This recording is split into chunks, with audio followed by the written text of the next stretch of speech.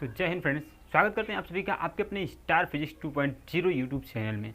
Friends, इस video में हम लोग देखेंगे कि उत्तल दर्पण द्वारा बनने वाले प्रतिबिंब के नियम। उससे पहले हमने आपसे उस वीडियो में मतलब इसके पहले वाले वीडियो जिसमें हम लोग अवतल दर्पण द्वारा बनने वाले प्रतिबिंब के नियम में आपसे कुछ होमवर्क या फिर कुछ माइंडसेट क्वेश्चन दिया था कि भाई जब उत्तल दर्पण अवतल दर्पण सभी कंडीशंस हमें दे रहा है। देखिए, वस्तु से छोटा प्रतिबिंब बनाया था, वस्तु से थोड़ा बड़ा बनाया था, वस्तु के बराबर भी प्रतिबिंब बनाया था, इसके बाद वस्तु से बड़ा भी प्रतिबिंब बनाया है। देखिए, वस्तु से बड़ा प्रतिबिंब बनाया है और वस्तु से बहुत बड़ा वास्तविक बनाया है, और जबकि एक वस्तु से बड़ा बनाया है आभासी। मतलब हर कंडीशंस के प्रतिबिंब ये दिया है, वास्तविक और आभासी।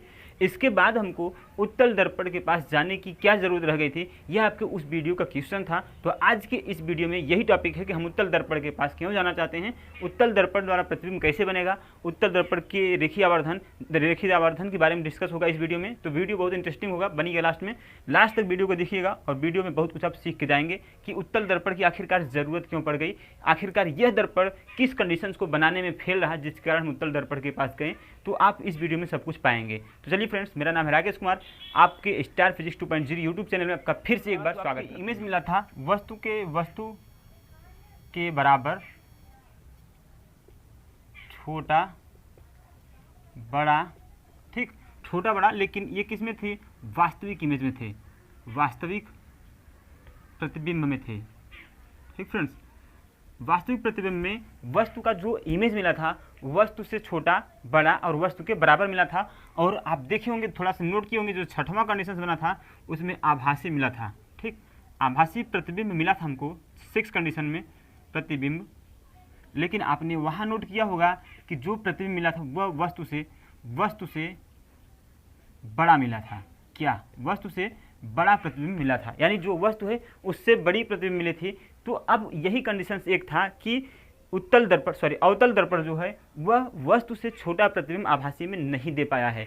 जिस कंडीशन को फुलफिल करने के लिए हम उत्तल दर्पण के पास जाएंगे, उत्तल दर्पण में 2 कंडीशंस होंगे।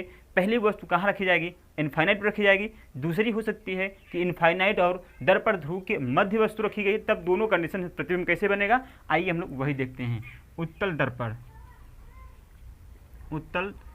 दर्पण से प्रतिबिंब बनना। आप लोगों के मन में यह क्वेश्चन आ रहा होगा कि 6 कंडीशंस बने थे अवतल दर्पण में, इसमें 2 कंडीशंस क्यों, अभी वह भी कंडीशंस दूर हो जाएगा।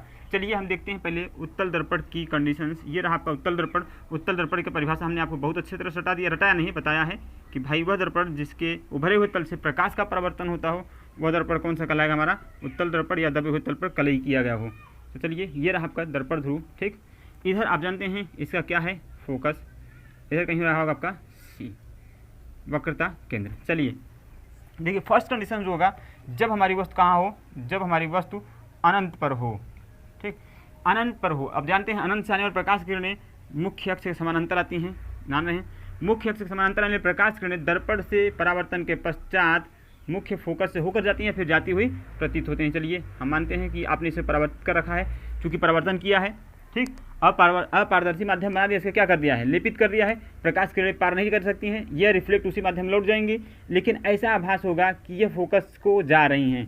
ठीक, मुख्य अक्ष के आने वाली प्रकाश किरणें देखिए ये ऐसे आई, इधर परावर्तित हो गई, चूंकि आपने दर्पण को लेपित कर रखा है, पर स्पर्श एंगल इसका अधिक है, ऊपर निकल गया, लेकिन महसूस होगा कि मुख्य फोकस से होकर किरणें जा रही हैं। ठीक, अब देखिए एक किरण हमने नीचे से ले लेते हैं, एक किरण नीचे से ले लेते हैं। देखिए ये भी क्या होगा, पार कर नहीं सकता दर्पण को, ये भी रिफ्लेक्ट हो जाएगा, रिफ्लेक्ट होगा, लेकिन ये ऐसा लगेगा कि भाई ये मुख्य फोकस से होकर जा रही हैं।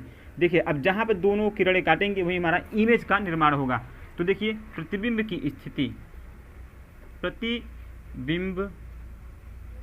स्थिति आपको दिख रहा होगा कि हमने यह रियल लाइंस नहीं काटी हैं, आभास किया है कि भाई पीछे बैकवर्ड करने पर ही पीछे मिल रही हैं, तो यह आभासी होगा। ये तो कंफर्म हो चुके हो, आपको दिखा आभासी।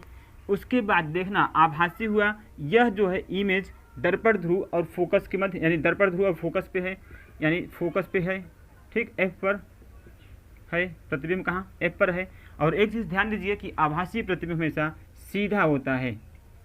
ठीक, आभासी प्रतिबिंब हमेशा सीधा होता है और वस्तु से छोटा है। दिखा आपको, वस्तु से छोटा है। ठीक, इसमें फर्स्ट कंडीशन देखिए, आपके यहाँ अलग अलग कंडीशन नहीं हो सकते हैं। दर्पण ध्रुव, ठीक, ठीक, और अनंत के मध्य हम रख सकते हैं या तो वस्तु को, या फिर अनंत पर रखें। तो दो कंडीशंस केवल होंगे, पहली वस्तु हमारी कहाँ थी, अनंत पर थी।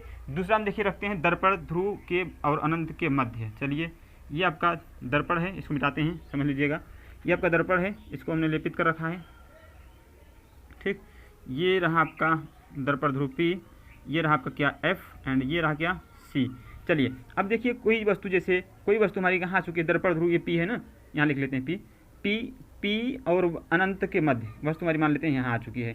अब एक प्रकाश किरण वस्तु के जो है ऊपर से गुजरते हैं, देखिए मुख्य अक्ष के समांतर में प्रकाश किरणें परावर्तन हो जाती हैं। परावर्तन के बाद कहाँ जाती हैं, ऐसा होता है कि ये फोकस से होकर जाती हैं, ऐसा लग रहा है आपको, ठीक। अब हम क्या करते हैं कि एक प्रकाश किरणें इसके हम वक्रता केंद्र से गुजार देते हैं। देखिए ये वक्रता केंद्र को जा रही है प्रकाश किरणें, आपको ये पढ़ चुके हैं कि वक्रता केंद्र जो प्रकाश किरणें जाती हैं, यहाँ जाएगा नहीं रियल में, क्योंकि परावर्तन ये मानते हैं कि पीछे जा रहा है, ठीक। कोई भी प्रकाश किरणें होंगी दर्पण को पार नहीं कर पाएंगे, क्योंकि हमने पीछे लेपित किया है। तो यहाँ से प्रकाश की ऐसे प्रकाश किरण जा रही थी, आप फिर रिफ्लेक्ट होकर रिपल आउट हुई। ये देखिए यहाँ से प्रकाश किरण गई, आपतित किरण है, ये कौन सी किरण होगी, परावर्तित किरण होगी। तो यहाँ देखिए दोनों किरणें कहाँ पे काट रही हैं, यहाँ पे काट रही हैं, ठीक। अब देखिए इस बार जो वस्तु का प्रतिबिंब का वस्तु बनेगा, वस्तु का प्रतिबिंब बनेगा थोड़ा सा इसके अपेक्षा बड़ा बनेगा, और कहाँ बनेगा, दर्पण ध्रुव और फोकस के मध्य बनेगा। बस दो कंडीशन उत्तल दर्पण में सिर्फ और सिर्फ दो कंडीशन। हमने अवतल दर्पण में देखा था वस्तु जो बनी थी, वस्तु से बड़ी प्रतिबिंब बनी थी, और कैसे आभासी बनी थी, सीधा बना था। लेकिन ये क्या करेगा कि वस्तु से छोटा इमेज बनाएगा, आभासी बनाएगा और सीधा बनाएगा। इसका सबसे बड़ा उपयोग लिख लेते हैं, पहले हम लोग तो उपयोग बताते हैं। देखिए सबसे पहले कंडीशन होगी प्रतिबिंब की, जो होगी प्रतिबिंब की स्थिति।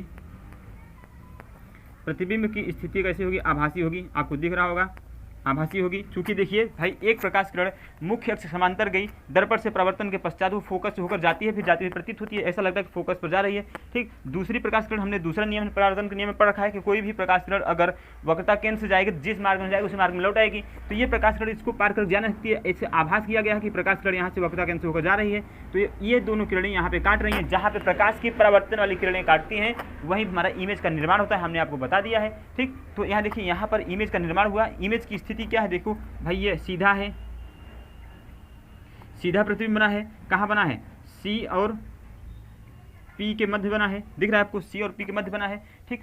सीधा बना है, C और P के मध्य बना है, और आभासी बना है, देख रहे हैं आभासी बना है, ठीक। और क्या बना है, छोटा बना है, वस्तु से छोटा बना है। तो फ्रेंड्स उम्मीद करते हैं कि आपको उत्तल दर्पण द्वारा बनने वाले प्रतिबिंब के नियम समझ में आ गए होंगे। आखिरकार प्रतिबिंब बनाने के लिए उत्तल दर्पण की जरूरत क्यों पड़ी, क्योंकि अवतल दर्पण वस्तु का छोटा प्रतिबिंब नहीं दे पाया था आभासी में, जबकि वास्तविक में छोटा प्रतिबिंब दिया था, और सीधा नहीं दे पाया था कहाँ, अवतल दर्पण में। उत्तल दर्पण में आपको सीधा, आभासी और छोटा प्रतिबिंब दिया। यही कारण है कि हम उत्तल दर्पण के पास गए। अब हम लोग जो अगला टॉपिक होगा उसमें होगा हमारा अगला टॉपिक कि उत्तल दर्पण और अवतल दर्पण के लिए हम जो फार्मूला यूज करते हैं कि इसके जो फार्मूले होते हैं वो क्या होते हैं, ठीक। तो वीडियो को थोड़ा सा ब्रेक करते हैं।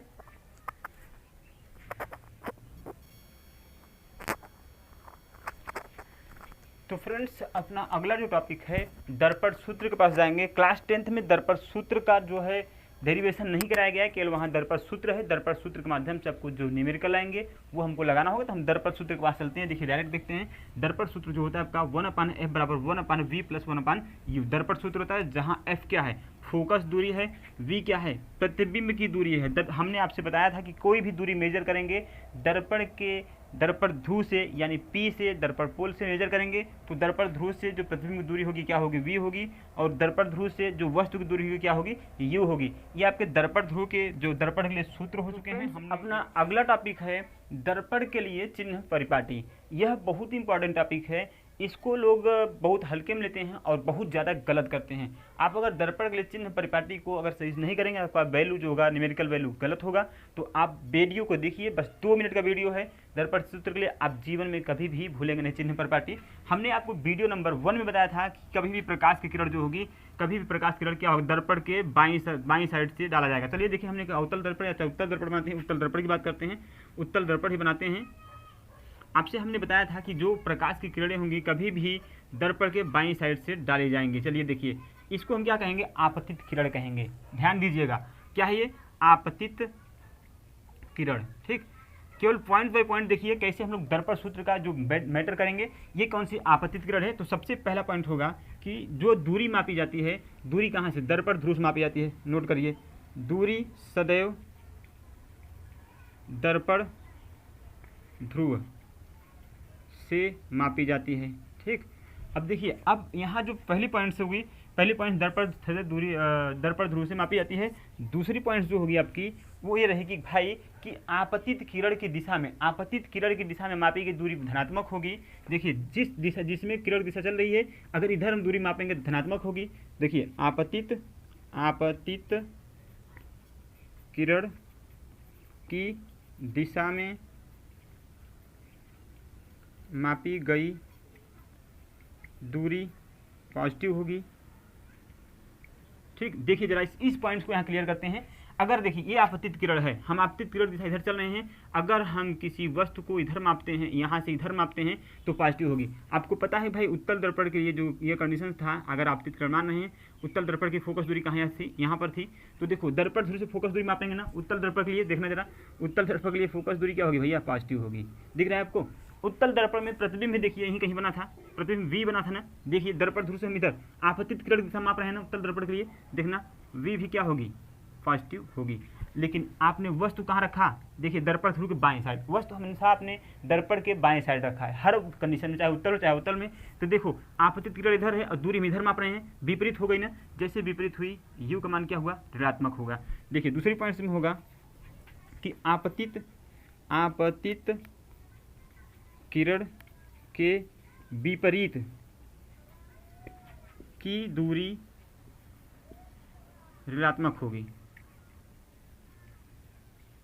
आपको दिखा होगा, नहीं दिखा फिर देखिए एक बार भाई, ये आपतित किरण है, इस डायरेक्शन हम चल रहे हैं। आप उत्तल दर्पण की बात कर रहे हैं, देखिए उत्तल दर्पण यहाँ से फोकस दूरी आप जानते हैं अंदर था, तो यहाँ दर्पण ध्रुव से आपतित किरण दिशा माप रहे हैं भाई, आपतित किरण दिशा माप रहे हैं, तो हमारी फोकस दूरी क्या हुई, पॉजिटिव उत्तल दर्पण के लिए। वस्तु की प्रतिबिंब उत्तल दर्पण में दर्पण के बाद ही बना है, उधर ही आपतित किरण है, तो हमारी देखिए ये भी दूरी क्या पॉजिटिव होगी। वस्तु आप यहाँ पर रखे हैं, दर्पण ध्रुव पीछे, आपतित किरण इधर है, देखिए आपतित किरण इधर है और वस्तु की दूरी कहाँ से माप रहे हैं, यहाँ से आप माप रहे हैं, तो विपरीत माप रहे नहीं, अगर विपरीत मापेंगे तो वस्तु क्या होगी, हमारी वस्तु की दूरी क्या होगी, ऋणात्मक होगी। अवतल दर्पण कंडीशन देख लेते हैं यहीं पर हम। अवतल दर्पण देखिए, अगर आप देख रहे हैं अवतल दर्पण की बात, देखिए अवतल दर्पण में आपका एक कंडीशन में केवल V यहाँ आया था, ध्यान दीजिए, एक कंडीशन V यहाँ आया था, बाकी सभी कंडीशन में हमारा V इधर ही आया था। दिख रहा है आपको, आपतित किरण आपकी ये रही। देखिए इसकी फोकस भी, फोकस क्या होगी इसकी, निगेटिव होगी, चूंकि इसकी फोकस हमेशा दर्पण की इधर थी, फोकस निगेटिव होगी।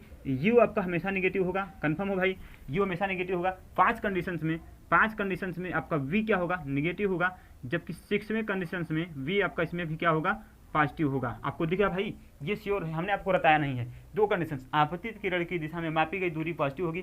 देखिए आपतित किरण ये है, इसकी दिशा में हमारी केवल वस्तु की दूरी एक मापी गई थी, जिसमें 6 कंडीशन था। जब हमारी वस्तु कहाँ, दर्पण ध्रुव और मुख्य फोकस के बीच रखी गई थी, तो हमारी वस्तु पीछे बना दर्पण के, तो यहाँ से मापेंगे दूरी, ये पॉजिटिव होगी। वस्तु की नहीं, प्रतिबिंब की दूरी पॉजिटिव होगी, जबकि वस्तु हमेशा आप कहाँ रखा गया था, इधर पीछे रखा गया था, तो हमेशा वस्तु की दूरी होगी हमें निगेटिव होगी। मुख्य फोकस जो होगा हमेशा इसका निगेटिव होगा, क्योंकि आपतित किरण की विपरीत दिशा मापेंगे। केवल और केवल एक कंडीशन भी आपका यहाँ पॉजिटिव होगा, जब हमारी दर्पण ध्रुव और वस्तु की जो वस्तु होगी दर्पण ध्रुव और मुख्य फोकस के मध्य रखी जाएगी, तो हमारी जो V होगी एक कंडीशन में केवल पॉजिटिव होगा। चलिए नेक्स्ट टॉपिक इसमें और देखते हैं। ये देखिए मुख्य अक्ष है, ये नहीं, ये मुख्य अक्ष है, इसके ऊपर की दूरी पॉजिटिव लेंगे। ठीक, मुख्य अक्ष ऊपर की दूरी पॉजिटिव लेंगे, नीचे की दूरी नेगेटिव लेंगे। अभी इसका रेखीय आवर्धन काम आएगा। देखिए मुख्य अक्ष के ऊपर की दूरी पॉजिटिव तथा नीचे की दूरी निगेटिव होती है। ठीक, तो फ्रेंड्स कुछ नहीं, आपके दर्पण के लिए चिन्ह परिपाटी बस इतना ही रूल्स है। आप इस रूल्स को देखिए, आपका लाइफ टाइम में कभी भी गलत नहीं होगा। दर्पण के लिए चिन्ह परिपाटी या फिर कभी भी आप न्यूमेरिकल सॉल्व करेंगे, प्लस माइनस के लिए कभी भी टेंशन फ्री रहेंगे, कोई दिक्कत नहीं आएगा। अब अगला टॉपिक अपना होगा रेखीय आवर्धन। रेखीय आवर्धन को हम लोग थोड़ा सा इसको मिटाते हैं, फिर रेखीय आवर्धन को देखते हैं। आवर्धन, ठीक, रेखीय आवर्धन क्या होता है, इसे m से व्यक्त करते हैं। ठीक, देखिए कुछ है नहीं, ये देखिए आवर्धन जो होता है m बराबर आपका होता है h डैश बटे h। ठीक, देखिए h डैश क्या है, ये है वस्तु के प्रतिबिंब की ऊंचाई, ठीक, वस्तु के प्रतिबिंब की ऊंचाई बटे वस्तु की ऊंचाई, वस्तु की ऊंचाई। ठीक, तो रेखीय आवर्धन की परिभाषा हम कैसे करेंगे कि रेखीय आवर्धन किसी भी वस्तु के प्रतिबिंब की ऊंचाई तथा वस्तु के ऊंचाई के अनुपात को रेखीय आवर्धन कहते हैं। देखिए, किसी भी वस्तु के प्रतिबिंब की ऊंचाई व वस्तु के ऊंचाई के अनुपात को